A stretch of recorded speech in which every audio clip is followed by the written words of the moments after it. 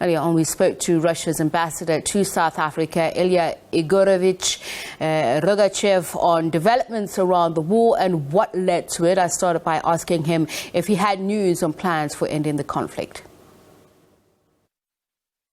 I heard that Ukrainian side already once agreed to have peace talks, and our troops were given order to suspend any action, but then Ukrainian President Zelensky withdrew his consent to have peace talks, and hostilities resumed. This is how much I am updated on this, and sorry, I do not have any special latest information on that. So what you're saying is that the situation is fluid, but how concerned are you about the casualties that we're hearing of the effect of the conflict? The United Nations releasing a statement a short while ago saying there's some 150,000 refugees that have crossed into neighboring countries, Poland, Hungary, Romania, Moldova, and they've also been accusations by Kiev of the Kremlin bombing orphanages, kindergartens in the capital, Kiev. What is your response to this? Are you concerned about the humanitarian effects of this conflict? Of course, I'm very much concerned. We didn't want any hostilities with Ukraine. As our president said, we were left no choice, no other option. We were compelled to have this military operation, and we still consider Ukrainians our brothers and sisters. We do, though, think that they are governed from outside to a very large extent, and that everything that happened, to a large extent, both of our peoples owe it to some external force. As for shelling, premeditated shelling of bridges and kindergartens, this is an outright lie. On the Russian side, including our president, we have on many occasions emphasized that our military act only and exclusively against military infrastructure in Ukraine, as one of the purposes of this special military operation announced by President Putin is a demilitarization of Ukraine.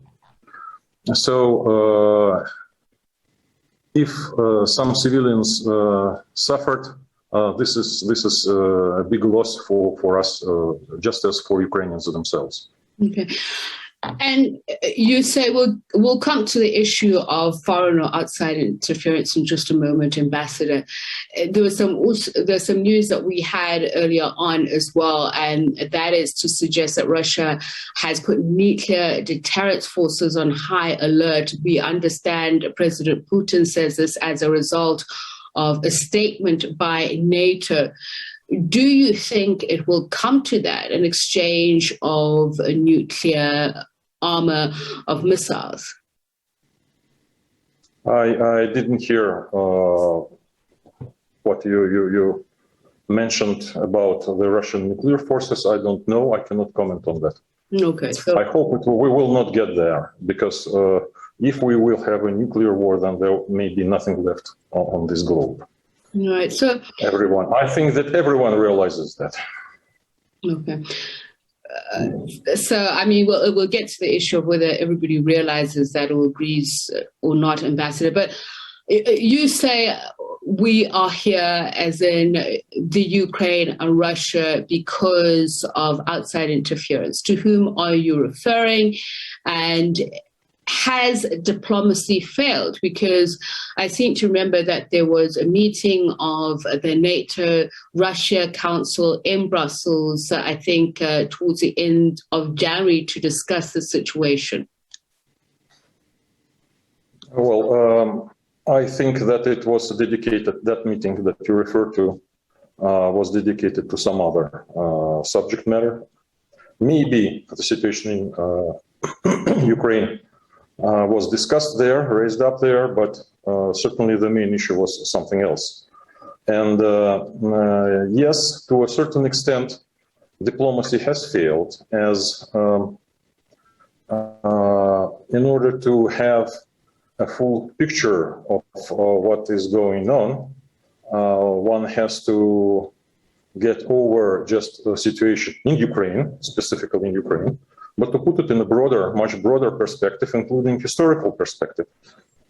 I mean, in particular, the NATO expansion since 1991, since the moment they have promised us not to expand any further to the east. And then the role that is ascribed to Ukraine in these plans and several other elements, in particular, the rise of neo-Nazism and ultranationalism in Ukraine, the war in Donbass, the war that has been going on for 8 years, that the regime in Kiev conducted against its own population. And then the dismantling, basically, by United States of America of the system of arms control and verification. We do not call it disarmament anymore, because it's the opposite process that's going on now. As you know, Americans withdrew unilaterally from a number of arms control agreements, and so on and so forth. So the snapshot of the current situation in Ukraine does not give an adequate idea of what the security concerns of Russia in Europe is or are, and we have to have a broader look at that.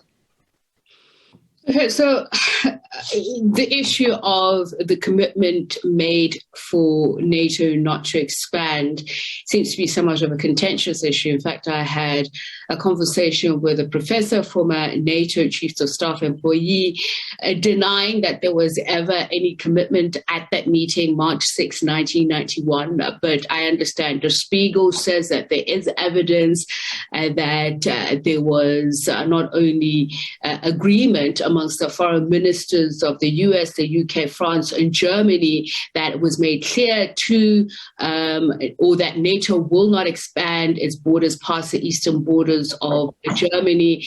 This was apparently said by the US Assistant Secretary of State for Europe and Canada, Raymond Sykes, but there are those who deny that. I've seen an interview where President Putin says there is evidence of these documents. The allies are saying there's no evidence of these documents.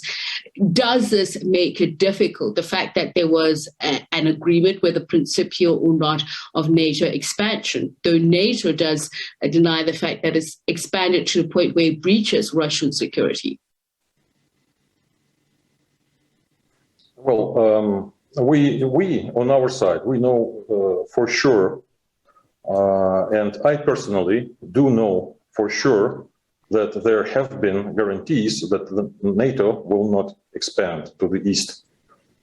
Being a young diplomat, I've read minutes of several meetings that took place in the 1990, 1991. I worked in the legal department at that time, and I'm pretty much sure about what I saw at that time. So if evidence is on our side must not be taken into consideration, then of course it is difficult, and we have to leave it to some researchers in the West to try to find some traces there, because obviously I suspect they have been cleared in order to not leave any traces of such promises. But some 20 years ago, nobody contested the fact that the guarantees were given, and that promises were made, and that there are papers. Well, maybe they're just made classified. I don't know. But everything you hear to the opposite on that is just an outright lie.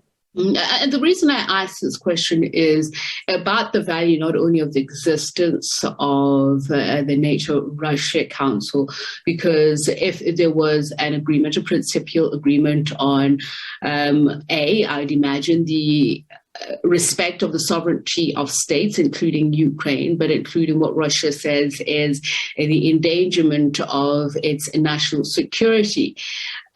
Have relations broken down to such a point that Russia feels that there is no room for diplomacy, because then doesn't it make a fuss of overtures now of saying, let's sit down around the table and discuss the way forward?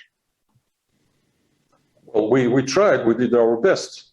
We tried to convince our Western, I cannot call them partners anymore,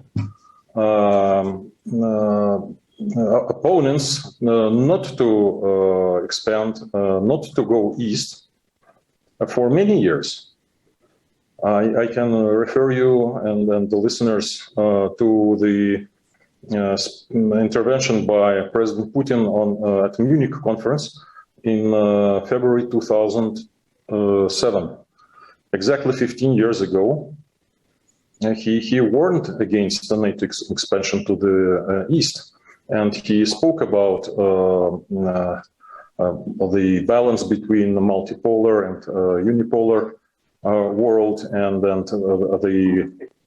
the trends that are developing in the world, and so on. And so 15 years later, we have NATO knocking at our door, putting more and more military troops and infrastructure right on our borders.